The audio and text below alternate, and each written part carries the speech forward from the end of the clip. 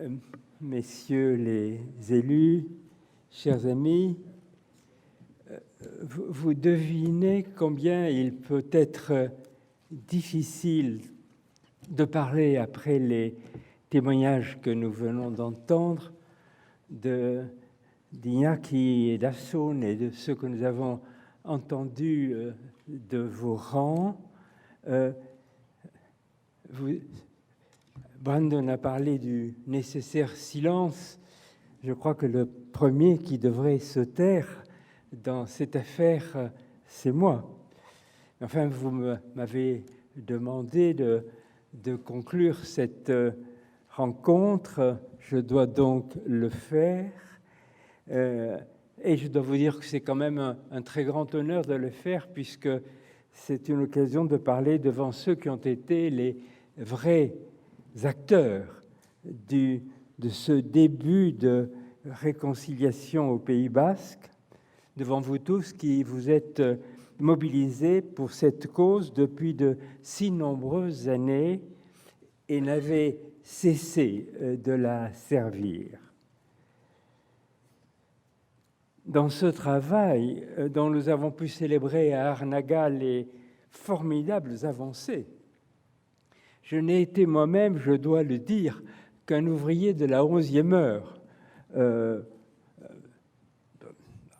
invité comme ça parce que mon ami Kofi Annan se sentait très mal et m'a dit « Au fond, toi, tu es le régional de l'étape, allez, vas-y, il faut finir cette affaire, elle est bien embarquée, tu n'auras qu'à signer un papier. » Bon, c'est à peu près ça qu'il m'a dit et ce n'est à peu près que ce que j'ai fait. Donc, ne considérez pas que j'ai un mérite quelconque dans cette affaire. Ce que je peux dire néanmoins, c'est que Kofi Annan avait été un des initiateurs du processus d'Ayete. Il en avait suivi discrètement mais très efficacement le déroulement jusqu'au dépôt des armes de l'ETA. Alors j'ai eu, moi, ma seule chance en quelque sorte, c'est d'avoir été pendant 25 ans son collaborateur et son ami dans la famille des Nations Unies et d'avoir eu en commun avec lui une autre grande amitié avec quelqu'un que je m'honore ô combien d'avoir rencontré et d'avoir travaillé avec lui, Nelson Mandela. Et au moment où je vous parle, je me souviens en particulier de cette parole qu'il a eue le jour où il a pris ses fonctions de président de l'Afrique du Sud. Désormais, avant toute chose, ma priorité sera la réconciliation. Et depuis ce moment-là, tout se passe, et j'ai eu beaucoup de conversations avec lui, tout se passe comme s'il n'avait pensé qu'à ça. Bon, il se trouve que vous m'avez demandé de réfléchir devant vous sur les défis de la réconciliation dans notre pays, au nord et au sud de la Bidassoa, pour aujourd'hui et pour demain. Je voudrais vous renvoyer tout simplement, et elle est dans vos dossiers, à la déclaration d'Arnaga. Parce que même si au sud de la Bidassoa, on l'a tenu peut-être comme un épisode un petit peu superficiel, pour nous, et là je me tourne devant les élus de cette région, pour nous, elle est un engagement pour l'action. Et j'ai ressenti ça très fortement lorsque j'ai été invité à signer cette déclaration. Alors, je ne vous la lis pas, l'heure avance, elle est dans votre dossier, mais je me souviens d'abord de cet honneur que nous ressentions de célébrer la fin du dernier grand conflit en Europe. Et je me souviens aussi, surtout, de cette nécessité que nous voulions proclamer de prendre au sérieux la nécessité de poursuivre autant qu'il le faudra le processus de réconciliation. Tous ceux, organisations civiques, partis, institutions, églises, en un mot, la société civile, qui avaient si vaillamment et si courageusement joué un rôle pour faire avancer la paix, ne se sont pas reposés sur leur laurier. Et je pense même que Arnaga a été à l'origine d'un élan nouveau dans ce travail. Et votre réunion ce soir en atteste. Mais oui, il reste encore beaucoup à faire. Où en sommes-nous vraiment ? Je crois que les choses sont évidentes. Si la paix des armes semble acquise, mais je dis ça avec un tremblement après ce que nous disait Brandon, dans nos quartiers, dans nos villes, dans nos villages, nous vivons quand même dans une situation d'assez précaire coexistence sans violence. On entend encore des voix admettre difficilement la seule idée du rapprochement des prisonniers. On entend proclamer que ni le pardon ni l'oubli ne sont envisageables et même refuser qu'on demande pardon aux victimes. Simplement, en réalité, derrière la rhétorique, ces voix réclament justice. D'autres considèrent qu'il faut se contenter de laisser l'oubli faire son œuvre, et d'autant que plusieurs récits opposés se disputent. Battle of narratives, disait Brandon tout à l'heure. Bataille des récits, bataille des histoires. Et donc, on comprend que beaucoup essayent d'effacer le vécu tragique de 40 années des mémoires individuelles ou collectives. Bref, ils rêvent de tourner la page. Et comment ne pas les comprendre ? Mais l'histoire du monde nous le dit, ce n'est pas en tournant prématurément les pages qu'une paix solide et humaine s'instaurera. La paix solide et humaine passe plutôt par ce chemin malaisé, mais tout de même souvent enthousiasmant, qui relie le silence des armes à la réconciliation véritable. Et j'ai beaucoup aimé la formule du premier orateur que je salue ici, à savoir que le vivre ensemble est l'objectif, mais il est aussi le chemin vers la réconciliation véritable. Nous avons entendu beaucoup de choses cet après-midi, certaines étaient poignantes, mais je crois pouvoir souligner néanmoins que ce chemin de réconciliation passe d'abord, et c'est absolument essentiel, et là Iñaki a été absolument péremptoire, il passe d'abord par la vérité. La vérité est l'aveu des délits et des crimes commis, et évidemment, il faudrait même le dire dans le même souffle, même s'il a donné une priorité à l'un sur l'autre, évidemment, la justice pour les victimes de quelque bord qu'elles soient. Une démonstration éclatante en a été fournie au monde par le travail de la commission Vérité et Justice, présidée par Monseigneur Desmond Tutu, l'archevêque de Johannesburg, au lendemain de l'apartheid, même si cette expérience n'est pas directement transposable partout, bien évidemment.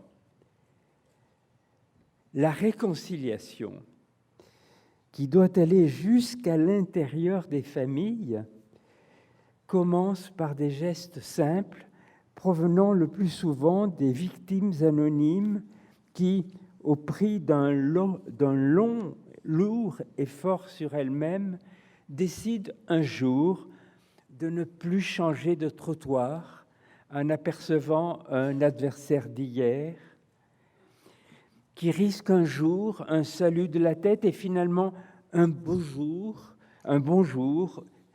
ou un début de dialogue sur la pluie et le beau temps.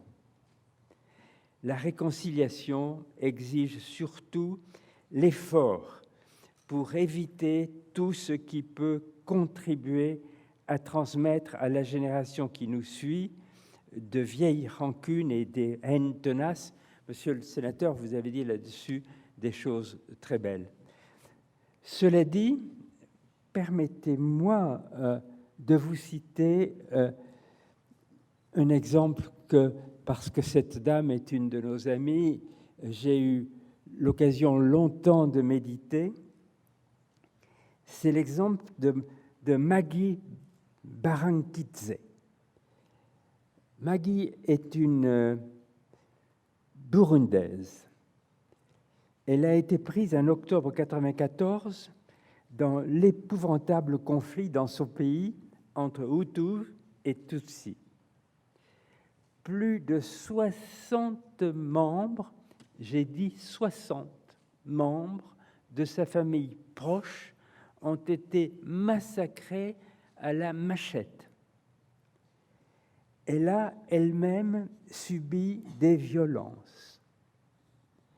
Parvenant quand même à s'échapper avec 25 enfants orphelins qu'elle ne connaissait pas, parce qu'ils avaient été parqués dans un endroit sordide, enfants orphelins ou perdus ou abandonnés par leurs parents, elle décide de les prendre en charge et avec les moyens du bord, vivant au jour le jour, elle en accueille un beaucoup plus grand nombre, issus des deux camps.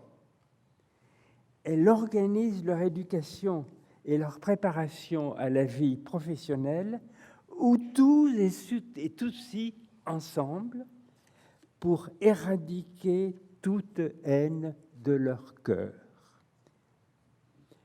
Restez assis. 10 000 enfants sont passés par là, ont été accueillis au cours des ans et ont fait cette expérience durable de la fraternité. Corsecuntando el odio. Lumineux exemple d'humanité, formidable leçon de réconciliation.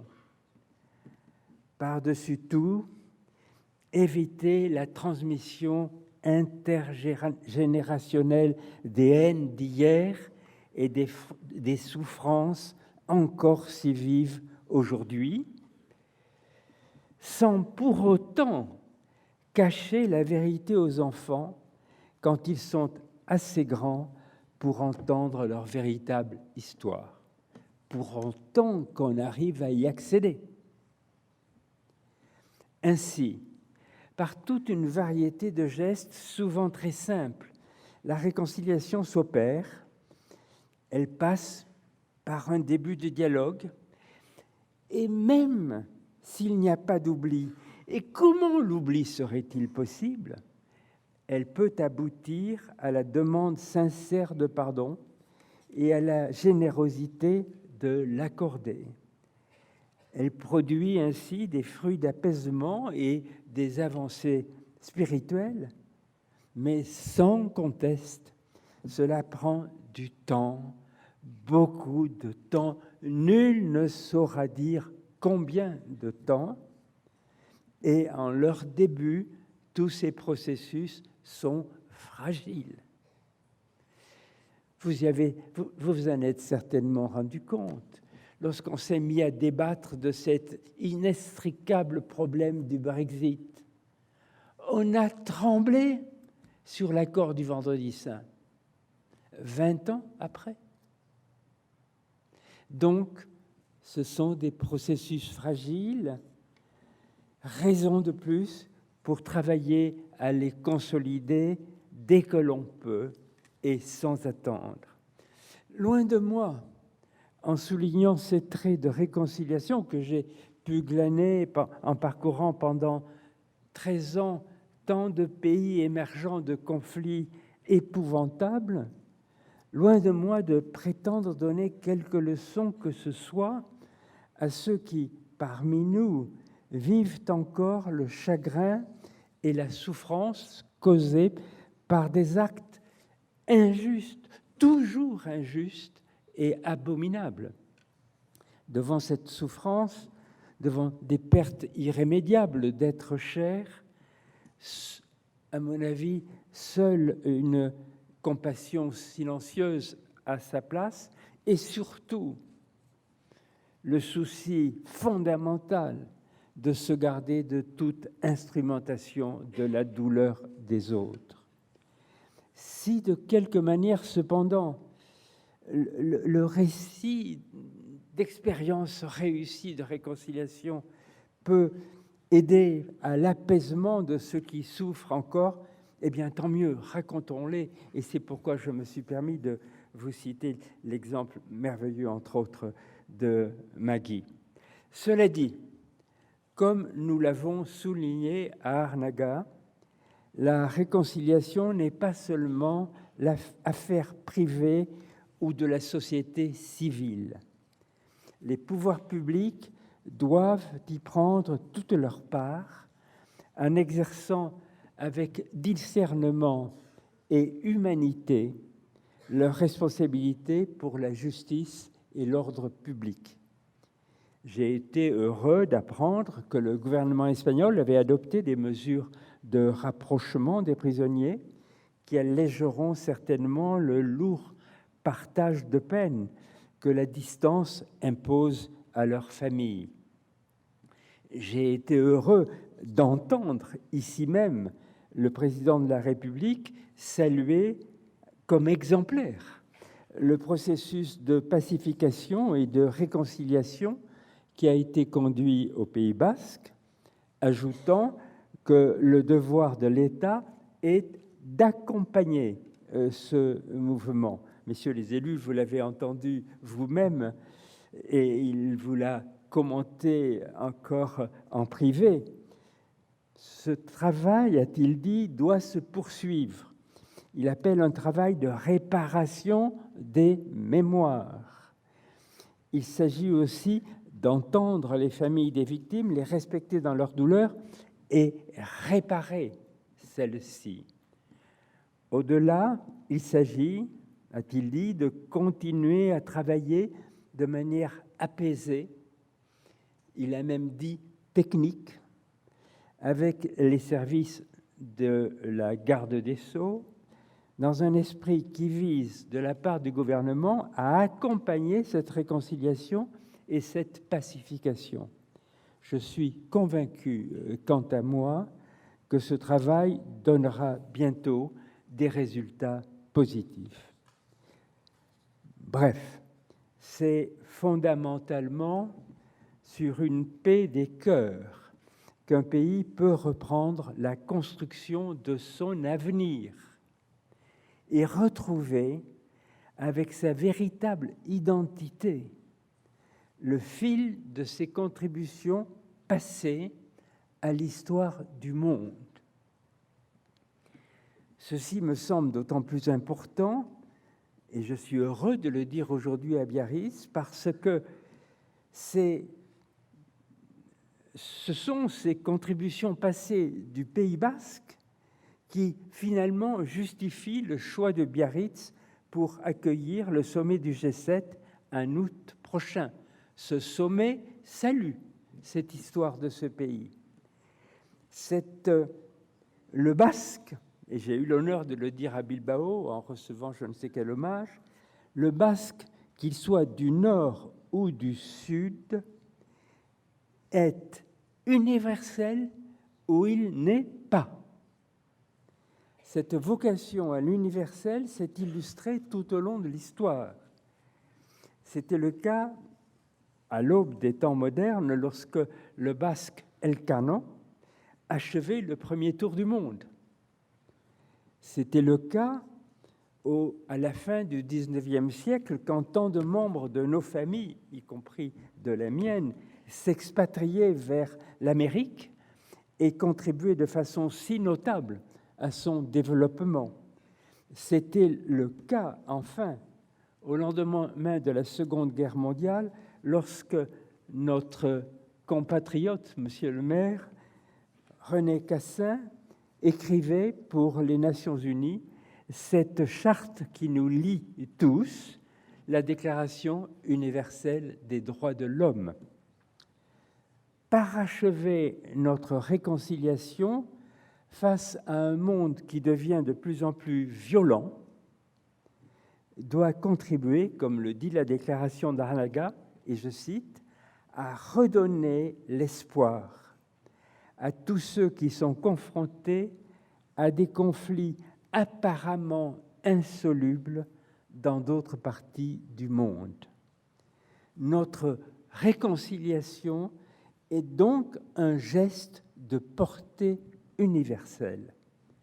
Une réunion comme la nôtre doit y contribuer, que tous ceux qui y travaillent déjà modestement, jour après jour, avec une cheville dans le plâtre, chère Anaïs, par exemple, et qui rendent ainsi à notre pays sa marque immémoriale de la joie du vivre ensemble. Cette joie du vivre ensemble dans les chants et dans la musique que Voltaire célébrait au XVIIIe siècle, que tous ceux qui y travaillent soient chaleureusement remerciés. Et donc, chers amis, croyons au miracle dont parlait le poète irlandais que citait Brandon en commençant notre réunion. Croyons au miracle. Et là où le psaume proclame paix sur Jérusalem, disons à notre tour, du fond de votre souffrance, mais aussi de notre solidarité, de notre engagement et de notre espérance, paix sur Guernica. Eskerrik asko.